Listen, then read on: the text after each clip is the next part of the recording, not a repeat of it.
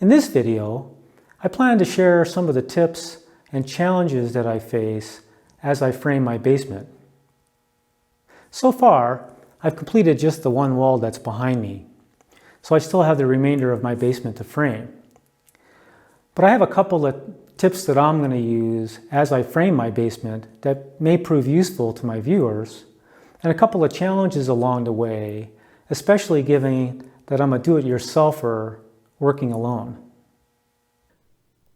Framing a floating wall is similar to framing a normal stud wall, with a few exceptions. There are many videos in the wild that cover basic framing, so I won't go over all the steps in detail here. My intent is to just highlight the differences between normal stud walls and floating stud walls. But briefly, the steps are: measure the size of the wall, both horizontally and vertically.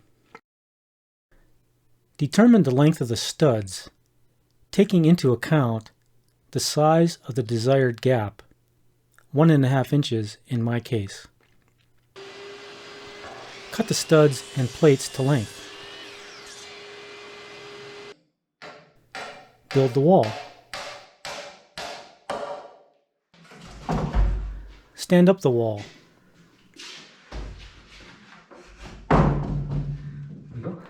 Either clamp the top of the wall to the blocking above or shim from below. Line up the wall with the treated lumber base plate and the previously drawn layout lines that were drawn under the floor joists or the blocking. Plumb the wall. Secure the top plate to the floor joists or the blocking. Secure the bottom plate to the treated lumber base plate using long nails or spikes. A floating stud wall itself is framed shorter than a normal stud wall to allow for a gap between the bottom plate and the treated lumber base plate that is secured to the floor. I covered the installation of the treated lumber base plates in my previous video, which I will link above and in the description below. Since a stud wall is floating above the floor, it must be attached to the ceiling or floor joists above. Blocking is added between the floor joists for the walls that run parallel to the floor joists. The bottom plates are held in place laterally using long nails or spikes driven into the treated lumber base plates, which are long enough to allow the floor to move up or down. Once a wall is built and set in place, I use 3-inch construction screws to attach the top plate to the floor joists or the previously installed blocking.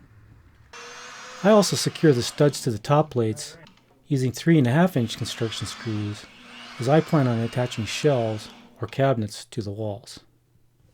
In addition to handling the possible rise and fall of the floor, floating walls offer a few other advantages.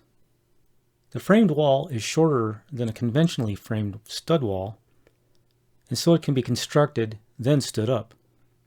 Since there is a gap under the floating portion of the wall, an uneven or non-level floor does not affect the height of the framed floating wall, so all the studs are cut to the same length. On the other hand, there are some challenges and additional considerations involved in constructing floating walls. Treated lumber base plates must be attached to the floor. Consideration must be given to the size of the gap to leave between the bottom plates and the treated lumber base plates. The gap may be dictated by local building codes. All the weight of the walls, and whatever may be attached to the walls later, will be suspended or hung from the ceiling above. This is quite a different concept to a conventionally framed stud wall, where all the weight is transferred downward to the floor. But the biggest challenge, in my opinion, is how to accommodate the wall coverings, the doors, the door jambs, and the baseboards, especially if the floor is expected to move inches.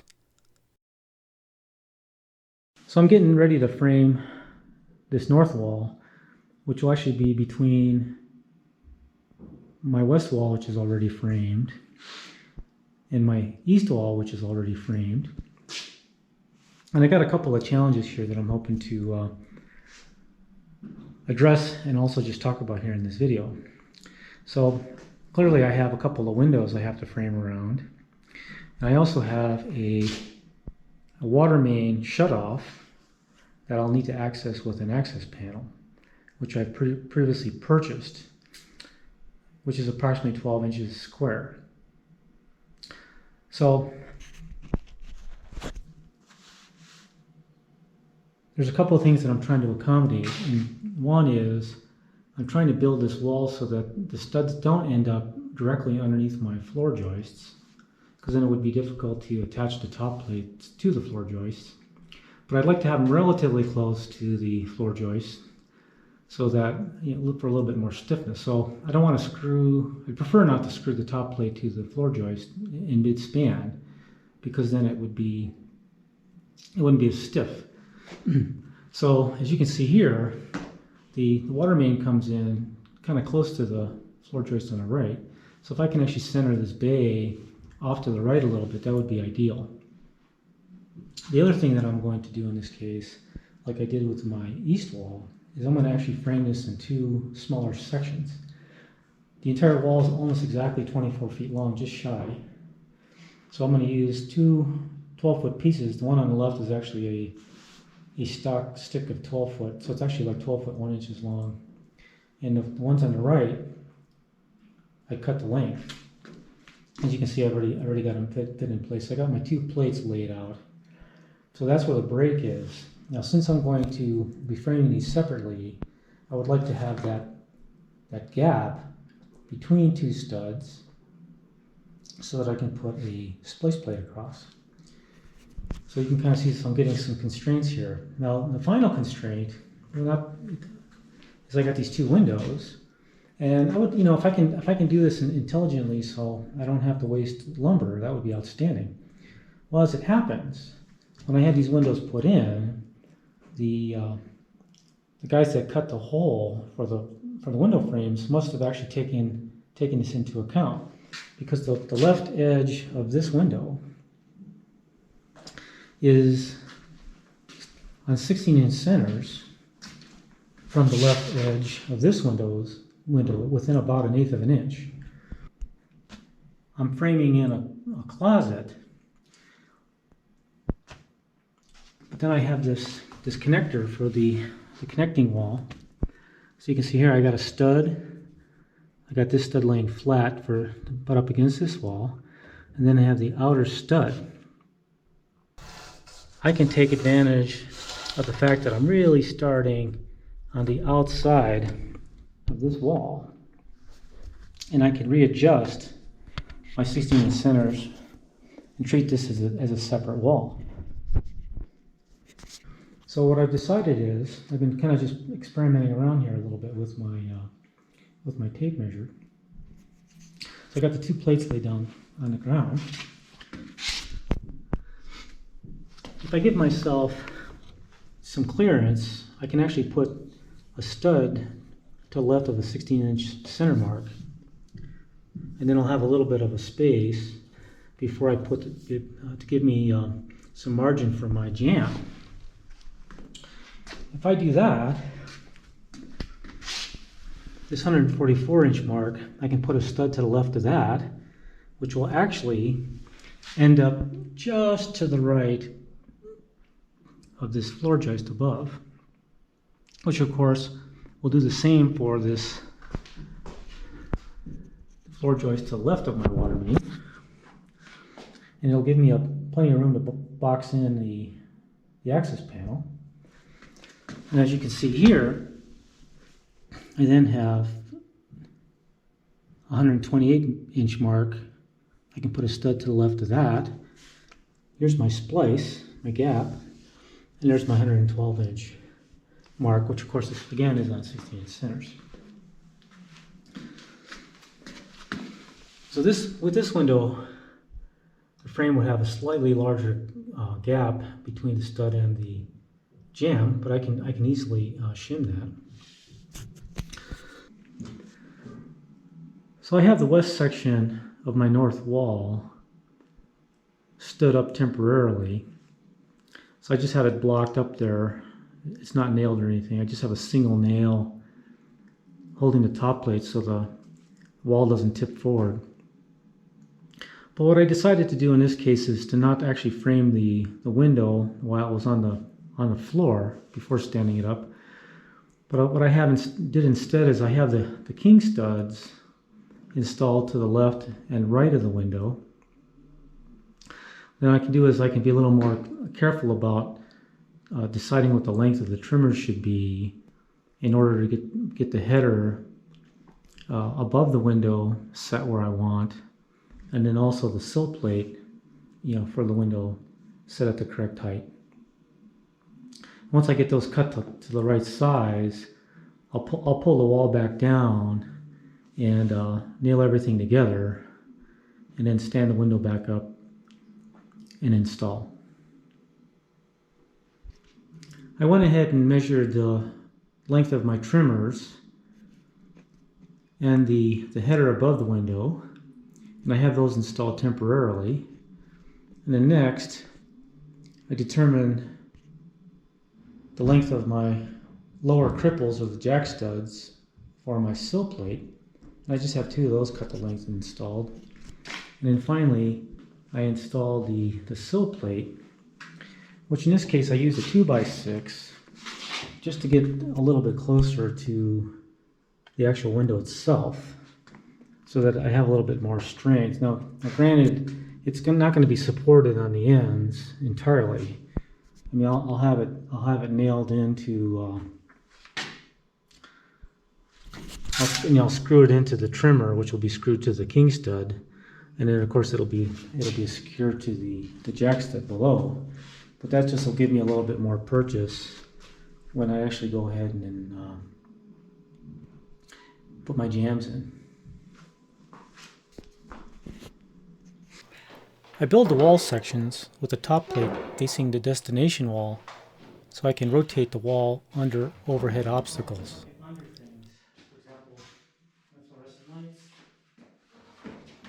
I built this wall in two sections, partly so I could handle each section by myself.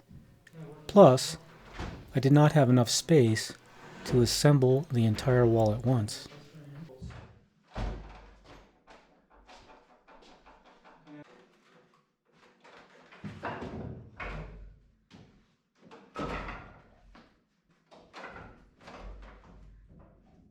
And there she is, all complete. The first section of this wall. I got it completely framed, complete with the cripples and the jack studs and everything. Now notice I actually have an extra stud on the right hand side. That's because we got some stuff we're going to want to mount to this wall. We want to keep it away from the window a little bit. I'd like to have solid wood. I'm going to add an additional stud on this side of the window also, but first I want to be able to attach the top plate to that joist. Notice just the detail of the 2x6 for my sill plate versus the rest of the framing being done with 2x4 lumber.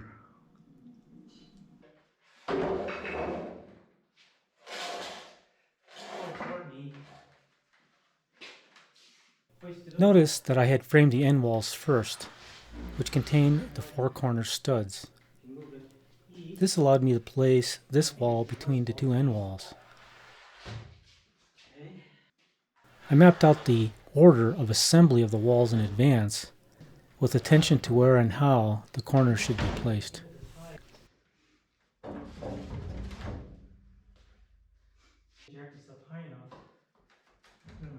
I used scrap blocks of wood to jack up the wall. I use the claw of my framing hammer if I need to pull the bottom out a bit. I use blocks and shims to block the wall up, tight against the floor joists.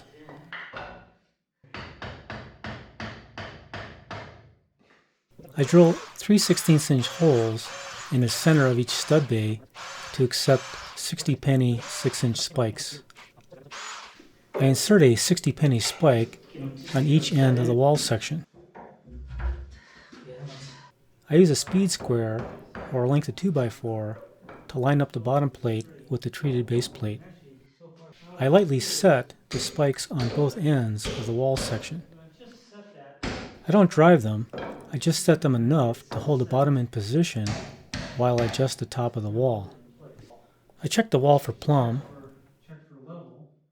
Plumb, I should say. I chalk my pencil line. I'm missing it by and adjust to the layout lines drawn under the floor joists. Then, I recheck for plumb. I attach the top plate to the floor joists on either end of the wall section using 3-inch construction screws.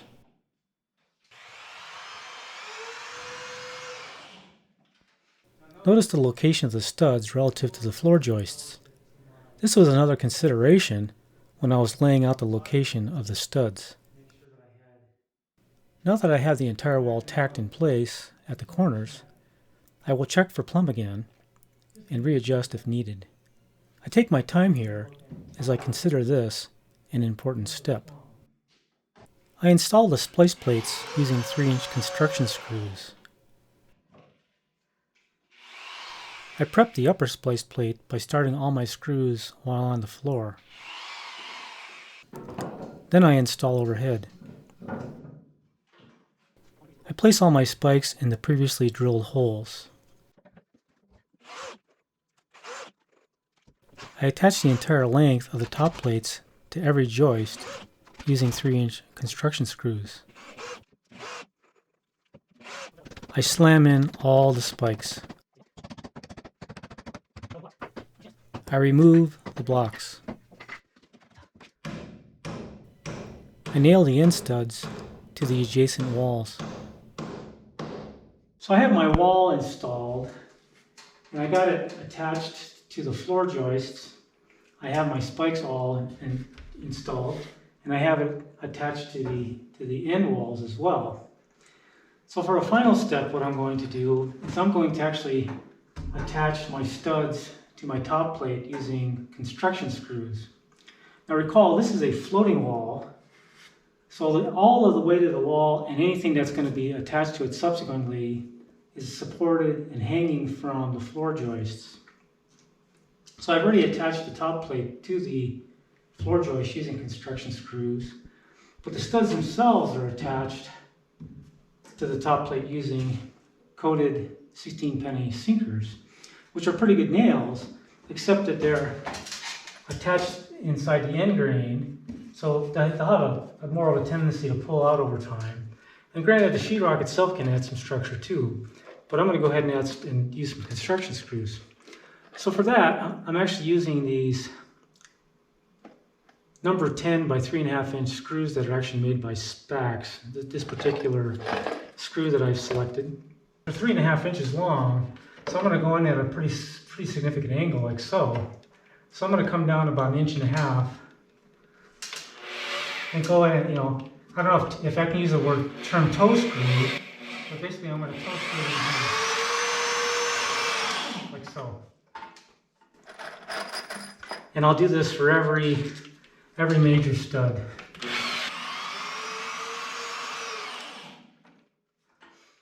And I'll just follow on all the way down the line.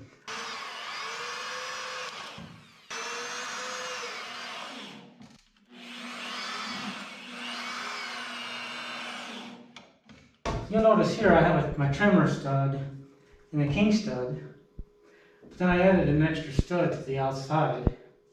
And the idea is that we're probably going to be attaching stuff to this wall. So I'd like to also have more purchase on this wall that would be provided by a mere inch. So I'm going to go ahead and add another stud to this one, so that when we get ready to hang whatever we choose, mount whatever we want to this wall, I'll have a stud available. Now I didn't install this stud when I built the wall because I wanted to be able to nail this end stud to my corner studs just like I did here. Now I did the same thing with the extra stud on this east wall as well. It's not clear what we will ultimately do in terms of storage. We may actually decide to, have built-in shelves on this wall, but if we don't, perhaps we'll have some shelves on this wall or a cabinet or whatever. I had a few more challenges along the way, but the most interesting one was framing the soffit around the beam and the furnace ductwork, which I plan to cover in the next video. If you found this video useful, please give me a like below and comment either way. If you have any questions, I will do my best to provide an answer. Consider subscribing to my channel, and if you do, you'll get to see or hear me in the next video.